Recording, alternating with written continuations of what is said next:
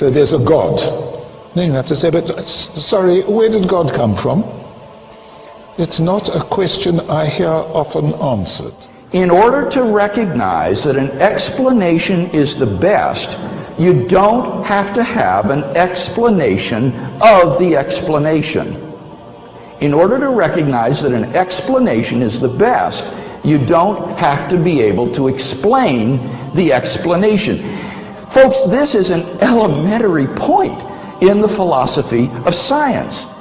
Suppose astronauts were to find on the backside of the moon a pile of machinery there that had not been left by American or Russian cosmonauts.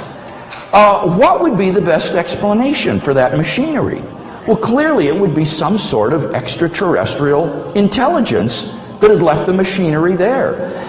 And you don't have to have an explanation of who these extraterrestrials were or came from or how they got there or anything of that sort in order to recognize that the best explanation of this machinery is intelligent design.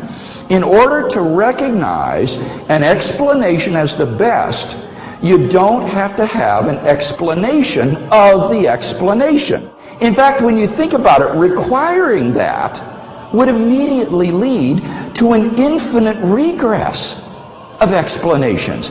You would need an explanation of the explanation, but in order to recognize that as best, you need an explanation of the explanation of the explanation, and then an explanation of the explanation of the explanation of the explanation.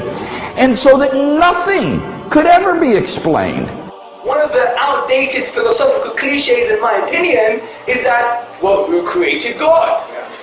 We hear that all the time, and they think it's a baseball bat against the theists. But it's made of sponge. And let me tell you why. If we say, what caused the cause that caused the universe, then let's continue. What caused the cause that caused the cause that caused the universe? Let's continue. Then what caused the cause that caused the cause that caused the cause that caused the universe?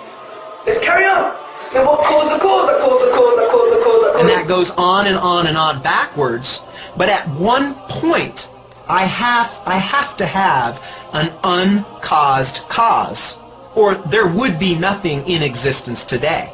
Think of a string of dominoes. You have a domino that knocks over a domino that knocks over a domino. I have to have a first domino, or that string of falling could never start. So in essence, to claim who created God or what caused the cause of the universe is the equivalent of saying that we don't have a universe. That we don't have a universe. That we don't have a universe. Remember the premises of the argument I gave. Everything that begins to exist has a cause. Something cannot come into being out of nothing. But if something is eternal and timeless, then it doesn't fall under that first premise. It doesn't need a cause. And the concept of God is the concept of an eternal, self-existent, necessary being, and therefore the answer is simply that God is uncaused. He is self-existent.